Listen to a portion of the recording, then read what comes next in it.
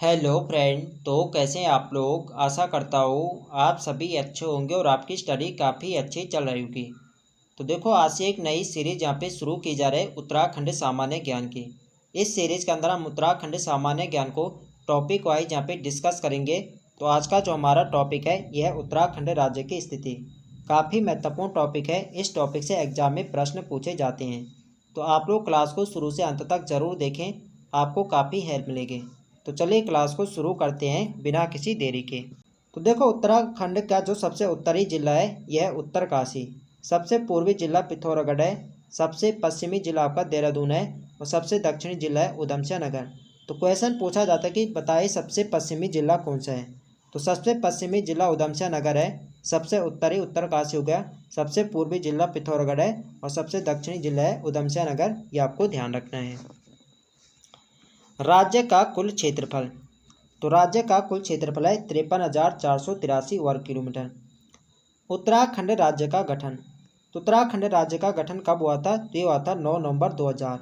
9 नवंबर 2000 को उत्तराखंड राज्य का गठन होता है। और भारतीय गणतंत्र के 27वें राज्य के रूप में उत्तराखंड राज्य का गठन होता है। ये आपको ध्यान रखना है।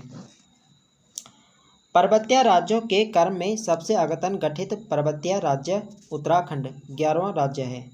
तो देखो, भारतीय गणतंत्र के तो 27वें राज्य के रूप में इसका गठन किया गया था। यदि पूछा जाए कि पर्वतीय राज्यों के क्रम में उत्तराखंड राज्य का कौन सा नंबर है, यह है 11वां नंबर। यह आपको ध्यान रखना है।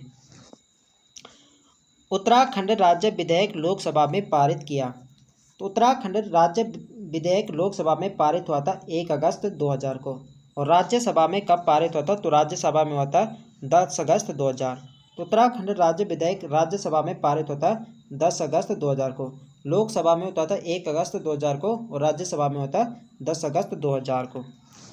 उत्तराखंड राज्य विधेयक राष्ट्रपति KR नारायण द्वारा स्वीकृत 28 अगस्त 2000। और उत्तराखंड राज्य विधेयक राष्ट्रपति KR नारायण ने इस पर अपने हस्ताक्षर फाइनली इसे कब स्वीकृति करी थी? तो ये करी थी 28 अगस्त 2000 को। ये आपको ध्यान रखना है। लोकसभा में तो 1 अगस्त 2000 को और राज्यसभा में 10 अगस्त 2000 को। और राष्ट्रपति KR नारायण ने इसे स्वीकृति दी थी 28 अगस्त 2000 को। ये सभी बात आपको ध्यान रखनी है।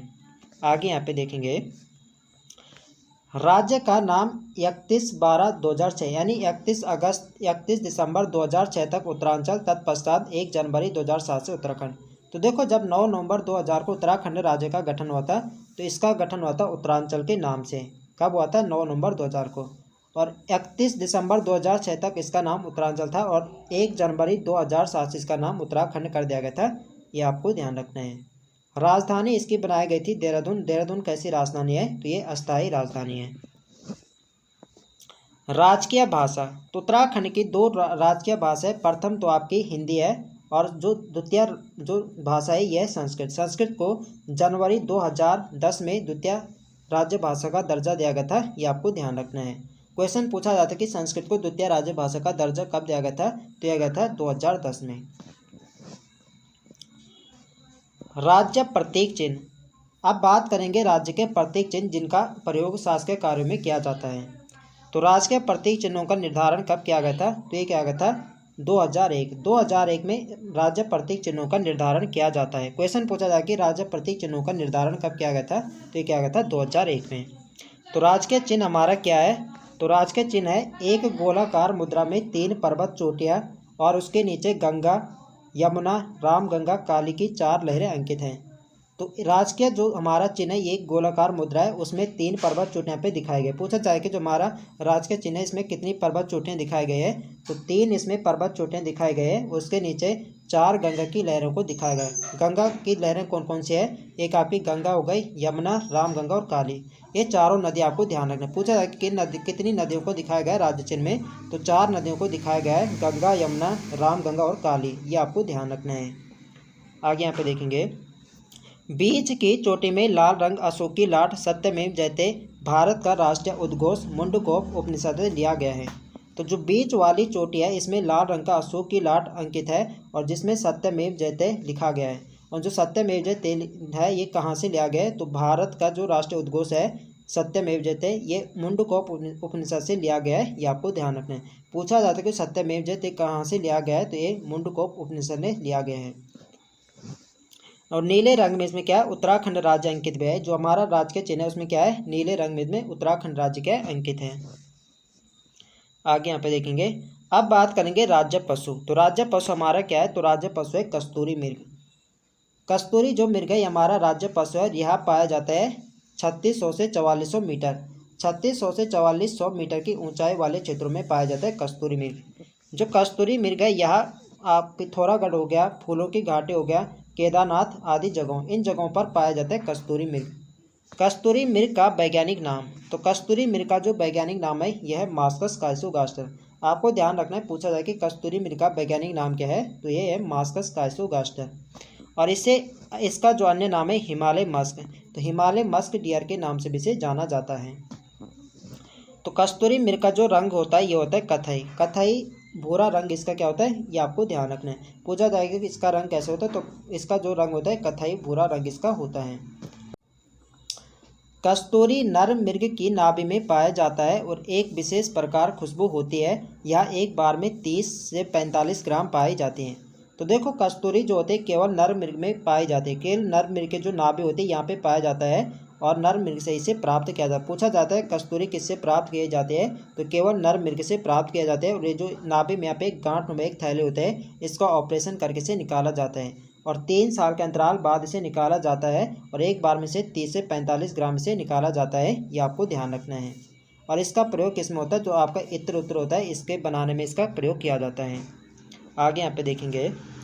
सन 1972 में उत्तर प्रदेश सरकार ने चमोली केदारनाथ वन्य जीव विभाग के अंतर्गत 967.2 वर्ग किलोमीटर में कस्तूरी मृग विहार की स्थापना की। तो 1972 में उत्तर प्रदेश सरकार ने चमोली और केदारनाथ 2 जनपदों में इसका फैलाव है। और कितना इसका क्षेत्र, कहीं कहीं पे आपको 957 भी देखने को मिलेगा। तो 957 या 967.2 वर्ग किलोमीटर में कस्तूरी मृग विहार की स्थापना की गई थी 1972 में। ये आपको ध्यान रखना है। आगे यहाँ पे देखेंगे। 1977 में महरूड़ी कस्तूरी मृग अनुसंधान केंद्र की स्थापना पिथौरागढ़ में की गई। तो महरूड़ी कस्तूरी, पूछा जाता है कि महरूड़ी कस्तूरी मृग अनुसंधान केंद्र की स्थापना कब की गई थी, तो ये की गई थी 1977 में। और कहाँ है आपका महरूड़ी कस्तूरी मृग अनुसंधान केंद्र, तो आपके पिथौरागढ़ में जनपद आपको ध्यान रखना है। 1986 में पिथौरागढ़ अस्कोट अभ्यारण्य की स्थापना की गई। तो अस्कोट अभ्यारण्य की स्थापना कब की गई थी, ये की गई थी 1986 में। तो सर्वाधिक जो कस्तूरी मृग पाए जाते हैं इसके अस्कोट वन्य जीव अभ्यारण्य में ही पाए जाते हैं। ये भी आपको ध्यान रखना है। 1982 में चमोली जिले के कांचुला खर्क में एक कस्तूरी मृग प्रजनन एवं संरक्षण केंद्र की स्थापना की गई। तो पूछा जाता है कि कांचुला खर्क क्या है, तो कांचुला खर्क एक कस्तूरी मृग प्रजनन एवं संरक्षण केंद्र है और इसकी स्थापना चमोली जिले में 1982 में की गई थी। तो कांचुला खर कहाँ है, आपके चमोली जनपद में 1982 में इसकी स्थापना की जाती है और यह एक कस्तूरी मृग संरक्षण एवं प्रजनन केंद्र है। ये आपको ध्यान रखना है, इंपॉर्टेंट है परीक्षा की दृष्टि से। चिकित्सा दृष्टि से कस्तूरी हार्मोनल स्राव पदार्थ है। तो चिकित्सा में भी इसका प्रयोग किया जाता है कस्तूरी का। और जो आपका क्या है, प्रिया भोजन। तो कस्तूरी मृग का प्रिया भोजन क्या है, तो इसका प्रिया भोजन है केदारपाती। अब बात करेंगे राज्य पक्षी मोनाल। तो राज्य पक्षी हमारे क्या है, तो मोनाल है। हिमालय मयूर के नाम से प्रसिद्ध मोनाल को राज्य पक्षी घोषित किया गया। तो हिमालय मयूर के नाम से भी इसे जाना जाता है। और मोनाल का प्रिय भोजन क्या है, तो प्रिय भोजन है इसका आलू। आलू की खेती को काफ़ी नुकसान पहुंचाती है। मोनाल 2500 से 5000 मीटर ऊंचाई पर पाए जाते हैं और इसका जो वैज्ञानिक नाम है यह लोफोफोरस इम्पीजेनस। तो मोनाल 2500 से 5000 मीटर की हाइट पर पाई जाती है और इसका जो वैज्ञानिक नाम है यह है लोफोफोरस इम्पीजेनस। और इसका अन्य जो नाम है इसे मन्याल या मुन्याल नाम से भी इसे जाना जाता है। इसकी जो नर जाति होते हैं इसे डफे, जो नर जाति होते हैं मोनाल से डफे या डफिया इसे कहा जाता है। और मादा जो जाति उसे मोनाल कहा जाता है। तो मोनाल केवल मादा जाति को कहा जाता है, नर जाति को डफे कहा जाता है। ये आपको ध्यान रखना है। इसका प्रयोग शिकार, मांस और खाल के रूप में किया जाता है। तो राज्य में इसका जो प्रयोग होता है शिकार हो गया, मांस और खाल के रूप में इसका यहाँ पे क्या जाते इसका शिकार किया जाता है। आगे यहाँ पे देखेंगे राज्य वृक्ष। अब बात करेंगे राज्य वृक्ष। उत्तराखंड का जो राज्य वृक्ष है यह है बुरांस। बुरांस का जो वनस्पतिक नाम है यह है रोडोडेंड्रोन अर्बोरम। रोडोडेंड्रोन अर्बोरम बुरांस का क्या है, वनस्पतिक नाम है। तो बुरांस जो वहाँ पाया जाता है राज्य में, ये पाया जाता है 1500 से 3600 मीटर की हाइट यानी मध्य ऊंचाई पर पाए जाने वाले एक सदाबहार वृक्ष है। तो बुरांस कैसा है? तो बुरांस एक सदाबहार वृक्ष है, ये भी आपको ध्यान रखना है। 11,000 फुट की ऊंचाई पर सफ़ेद रंग के बुरांस पाए जाते हैं। तो देखो जो बुरांस होता है इसका जो फूल होता है ये होता है एक चटक लाल रंग का। तो जैसे जैसे हाइट बढ़ती जाती है वैसे उसका रंग क्या है, यहाँ पे फीका यहाँ पे पड़ने लगता है। एक हाइट यहाँ पे ऐसे आते हैं 11,000 फुट जहाँ पे क्या है सफ़ेद रंग के बुरांस पाए जाते हैं, ये आपको ध्यान रखना है। एग्जाम में प्रश्न पूछा जा चुका है कि किस हाइट तक सफ़ेद रंग के बुरांस पाए जाते हैं, तो ये पाए जाते हैं 11,000 फुट की ऊंचाई पर, ये आपको ध्यान रखना है। बुरांस के पौधे की ऊंचाई, तो बुरांस का जो पेड़ है इसकी जो ऊंचाई होती है लगभग 20 से 25 फीट तक इसकी क्या होती है हाइट होती है। बुरांस के अवैध कटाव को रोकने के लिए वन अधिनियम 1974 में इसे संरक्षित वृक्ष घोषित किया। तो बुरांस के अवैध कटाव के कारण इसे क्या है वन अधिनियम ने इसे 1974 में से संरक्षित वृक्ष घोषित किया गया था, ये आपको ध्यान रखना है। इस वृक्ष के फूल के खिलने का समय फरवरी से अप्रैल के मध्य है। तो बुरांस वृक्ष कब खिलता है? तो फरवरी से अप्रैल के मध्य खिलता है, ये भी आपको ध्यान रखना है। अब बात करेंगे राज्य पुष्प ब्रह्म कमल। तो राज्य पुष्प क्या है? तो राज्य पुष्प है ब्रह्म कमल। तो राज्य पुष्प ब्रह्म कमल 4800 से 6000 मीटर तक की ऊंचाई पर पाए जाते हैं। जुलाई से सितंबर में खिलने का समय है। तो अभी हमने देखा जो बुरांस है, बुरांस किस महीने खिलता है? तो बुरांस खिलता है फरवरी से अप्रैल, और ब्रह्म कमल खिलता है, ये खिलता है जुलाई से सितंबर। ब्रह्म कमल हमारा राज्य पुष्प है और यह 4800 से 6000 मीटर की हाइट तक ये पाया जाता है। यह एस्टरेसी कुल का पौधा है। तो बुरांस ब्रह्म कमल किस कुल का पौधा है? तो ब्रह्म कमल एस्टरेसी कुल का पौधा है और पौधे की जो ऊंचाई है 70 से 80 सेमी, 70 से 80 सेमी इसकी हाइट होती है और यह एस्टरेसी कुल का पौधा है, ये आपको ध्यान रखना है। और इसका वैज्ञानिक नाम क्या है? तो सोसूरिया अबबिलेटा, सोसूरिया अबबिलेटा इसका क्या है वैज्ञानिक नाम है, ये आपको ध्यान रखना है। उत्तराखंड में इसकी 24 और पूरे विश्व में 210 प्रजातियां पाई जाती हैं। तो उत्तराखंड में ब्रह्म कमल की 24 प्रजातियां पाई जाती हैं और विश्व में इसकी 210 प्रजातियां पाई जाती है, ये आपको ध्यान रखना है। उत्तराखंड की स्थानीय भाषा में से कौल पदम कहते हैं। तो स्थानीय भाषा में ब्रह्म कमल को कौल पदम कहते हैं और महाभारत के वन पर्व में से सौगंधिक पुष्प कहा गया है। तो स्थानीय भाषा में तो ब्रह्म कमल को कौल पदम कहा जाता है और महाभारत के वन पर्व में से सौगंधिक पुष्प कहा गया है, ये आपको ध्यान रखना है। आगे यहाँ पे देखेंगे राज्य वाद्य यंत्र ढोल।